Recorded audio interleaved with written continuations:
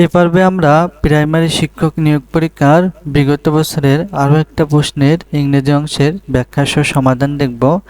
তা দেখো, প্রথম প্রশ্নে বলা আছে কি দি ওয়ার্ড আমেরিকান ইজ। তা দেখো, আমেরিকান শব্দটি নাউন হিসেবেও কাজ করে, অ্যাডজেক্টিভ হিসেবেও কাজ করে। আমরা যদি এমন বলি হি ইজ অ্যান আমেরিকান, এখানে আমেরিকান বলতে আমেরিকান গোষ্ঠী বা জাতিকে বোঝাচ্ছে, তখন এটি কিন্তু আমাদের নাউন হয়ে যাবে। কিন্তু আমি যদি বলি আই লাইক আমেরিকান ফুড, তখন এই আমেরিকান কিন্তু অ্যাডজেক্টিভ হয়ে যাবে। কারণ আমরা জানি কি নাউনকে মডিফাই করে কি অ্যাডজেক্টিভ। তাহলে আই লাইক আমেরিকান ফুড, আমি কোনো পৃথিবীর সকল ফুড পছন্দ করি তাই বলছি না, আই লাইক আমেরিকান ফুড, আমি আমেরিকান ফুডকে পছন্দ করি তাই বলছি। তা আমাদের আমেরিকান এখানে কি হয়ে যাবে না, অ্যাডজেক্টিভ হয়ে যাবে না। তো দেখো, the word American is both noun and adjective. দেখো 2 নম্বরে কি বলা, he is confident dash success. তো এখানে আমাদের প্রিপোজিশন হিসেবে ফর বসবে, উইথ বসবে, টু বসবে নাকি অফ বসবে। তো মনে রাখবা, কনফিডেন্টের সাথে সাধারণত ফর ব্যবহৃত হয় না বা প্রচলন কম। কনফিডেন্ট উইথ দ্বারা সাধারণত বোঝায় কি কোনো কাজ বা আত্মবিশ্বাস নিয়ে দক্ষতা বোঝায়। যেরকম আমি যদি বলি he is confident with his cooking skill, তার মানে কি সে তার রান্নার কাজ নিয়ে দক্ষতা বা আত্মবিশ্বাসী। তা দেখো, এখানে কনফিডেন্ট উইথ বসে যখন হচ্ছে কোনো কিছু নিয়ে দক্ষতা। তাহলে এই যে সাকসেস, এ নিয়ে তো তার দক্ষতা না, সে হচ্ছে আশাবাদী, মানে ভবিষ্যতে সাকসেস নেই, সে হচ্ছে আশাবাদী। এক্ষেত্রে কোনো আমাদের কনফিডেন্ট উইথ বসে না, কি বসে সেটা আমরা একটু পরে আলোচনা করতেছি। তা দেখো, কনফিডেন্ট টু, এটি কোনো কিছু করার জন্য আত্মবিশ্বাসী হওয়া বোঝালে। তা দেখো, আমি যদি এমন বলি he is confident to take new challenge, মানে কি সে নতুন চ্যালেঞ্জ গ্রহণ করতে আত্মবিশ্বাসী।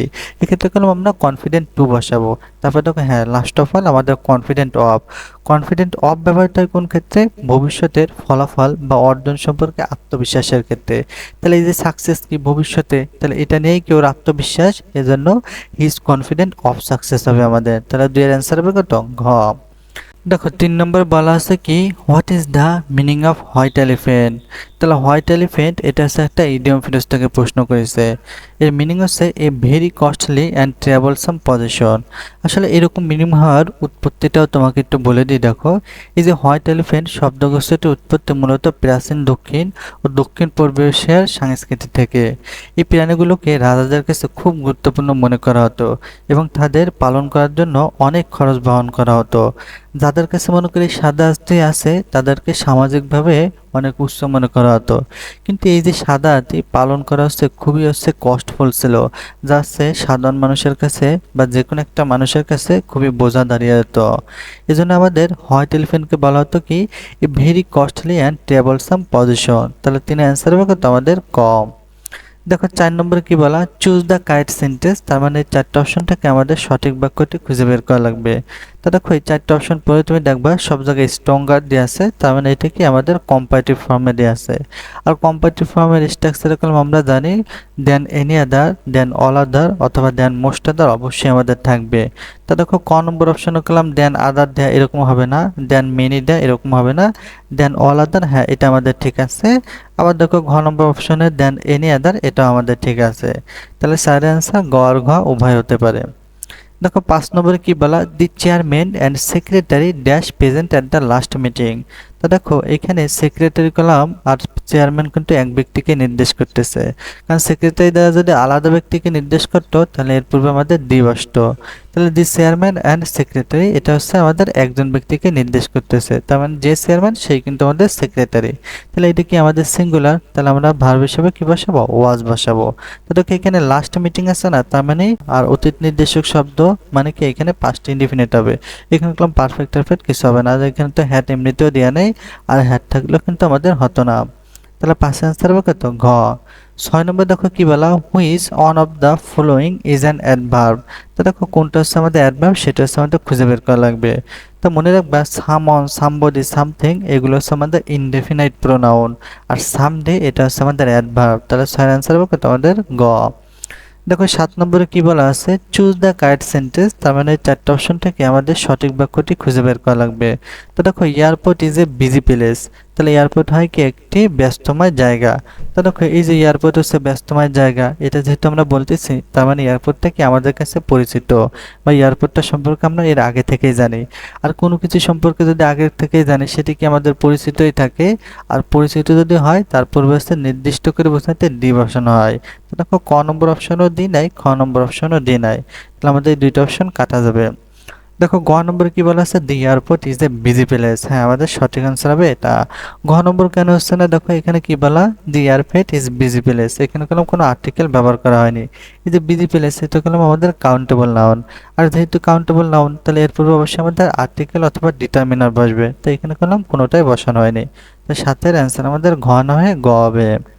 দেখো 8 নম্বরে বলা আছে কি, which of the following sentence is correct. তা ক নম্বর অপশনে দেওয়া আছে কি, that shirt which he has bought is blue in colour. তার মানে কি তুমি একটা শার্ট কিনেছিলে যেটা আছে ব্লু রঙের, তো এটা কিন্তু আমাদের পাস্ট ইনডিফিনিট টেন্স হবে। কিন্তু এখানে দেখো হি হ্যাজ দেয়া, তার মানে এখানে দেওয়া আছে প্রেজেন্ট পারফেক্ট টেন্সে, এটা কোনো আমাদের হবে না। তারপর দেখো এখানে দেওয়া আছে কি হি হ্যাজ বট, এটাও আমাদের হচ্ছে না।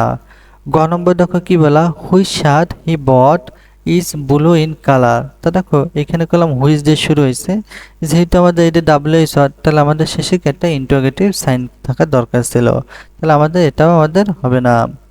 তারপর দেখো ঘ নম্বর বলা কি, the shirt which he bought is blue in colour. হ্যাঁ, এটা হচ্ছে আমাদের সঠিক উত্তর, কারণ এখানে দেখো আমাদের পাস্ট ইনডিফিনিট টেন্সে দেওয়া আছে বট, বাইয়ের হচ্ছে পাস্ট ফর্ম হচ্ছে বট, তাহলে 8 অ্যান্সার হচ্ছে কত আমাদের ঘ।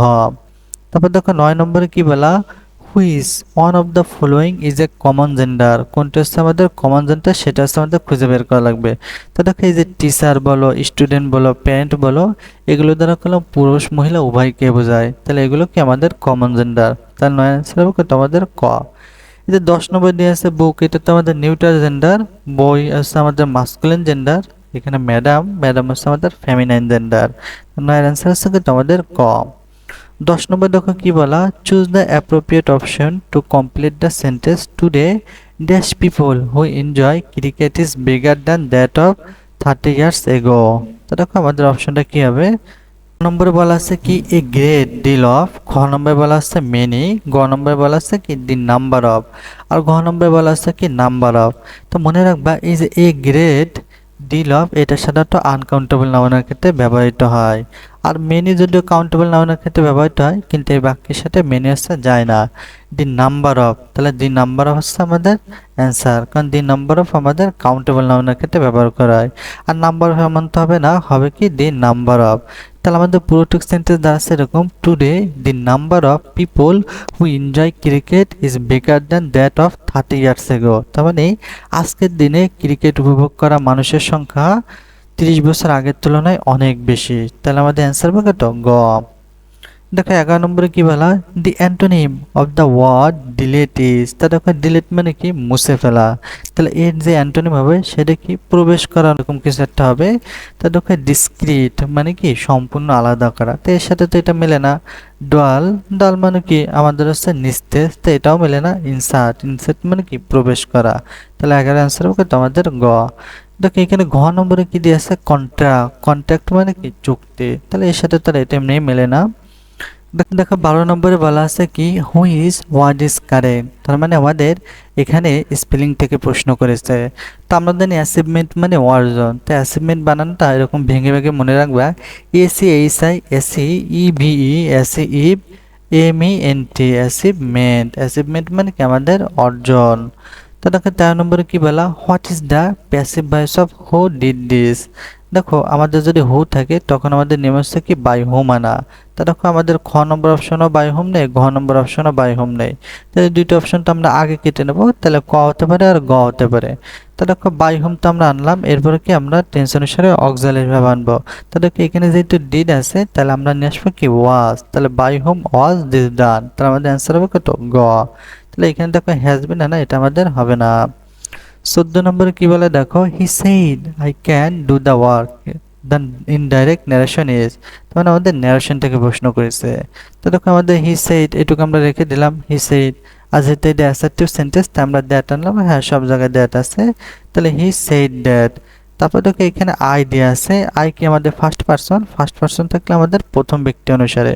তো প্রথম ব্যক্তি কি আমাদের হি, তাহলে আমাদের হি বসবে। এখানে আই বসে কেন, তাহলে কাটা। ঘ নম্বর আই বসানো কেন, তাই আমাদের কাটা। তাহলে হি সেইড দ্যাট হি, তারপর দেখো এখানে ক্যান আছে, ক্যান থাকলে আমাদের কুড বসবে। তাহলে আমাদের এটা হবে he said that he could, কিন্তু এখানে কিন্তু ক্যানই দেয়া, তাহলে এই অপশনটাও আমাদের কাটা যাবে। তাহলে 14 আনসার হবে কত, খ। দেখো 15 নম্বরে কি বলা, we could not by anything because dash of the shops was open. এখানে হবে কি নান। দেখো এই যে নাথিং সাধারণত আমাদের আনকাউন্টেবল নাউনের ক্ষেত্রে ব্যবহৃত হয়। আর এই যে শপ, এগুলো আমরা গণনা করতে পারি, এক্ষেত্রে আমরা নান ব্যবহার করব।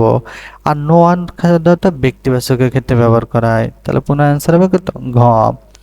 16 নম্বরে কি দেখো বলা আছে, which one is correctly spell. তার মানে এখানে এই যে ডায়রিয়া বানানটার ভিতরে কোনটা হচ্ছে বানান সঠিক দেওয়া আছে, সেটা হচ্ছে খুঁজে বের করা লাগবে। তো দেখো ডায়রিয়া বানানটা এভাবে মনে রাখবা, DIA ডায়া, double R H O E A diarrhoea. তখন বারবার আমাদের পরীক্ষা আসে। তাহলে 16 অ্যান্সার হবে কত আমাদের, ঘ। দেখো 17 নম্বরে কি বলা, a child like sweet only. তা দেখো এই যে অনলি আছে, আর আমরা জানি কি অনলি বা অ্যালন থাকলে ব্যক্তি বোঝালে নান বাদ, বস্তু বোঝালে নাথিং বাদ, আর সংখ্যা বা পরিমাণ বোঝালে নট মোর দ্যান অথবা নট লেস দ্যান হবে। তো দেখো এখানে অনলি, এখানে সুইটের কথা বলা আছে, তার মানে কি এটা বস্তুবাচক, তাহলে আমাদের নাথিং বাদ হবে। তো ক নম্বর অপশনে নান বাদ দিয়ে এটা কাটা, গ নম্বর অপশনে শুধু বাদ দিয়ে এটা কাটা, এখানে নট মধ্যে এটা কাটা। তাহলে আমাদের 7 আনসার হবে কত, খ।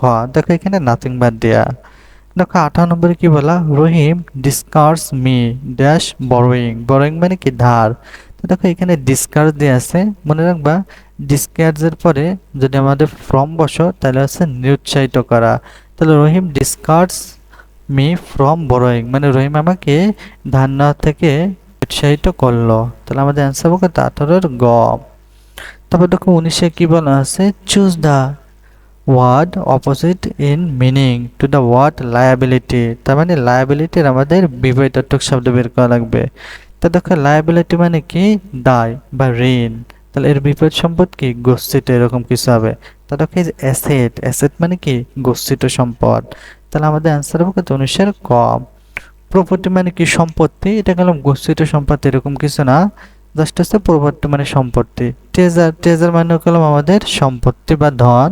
এখানে ডেপ্ট মানে কিন্তু আমাদের ঋণ। তা লায়াবিলিটি মানেই তো ঋণ, আর ডেপ্ট মানেও ঋণ, তাহলে এটা গেলাম সিনোনিম, কিন্তু আমাদের বের করতে বলেছে কি বিপরীতার্থক শব্দ। তাহলে আমাদের 19-এ অ্যান্সার হবে কত, ক।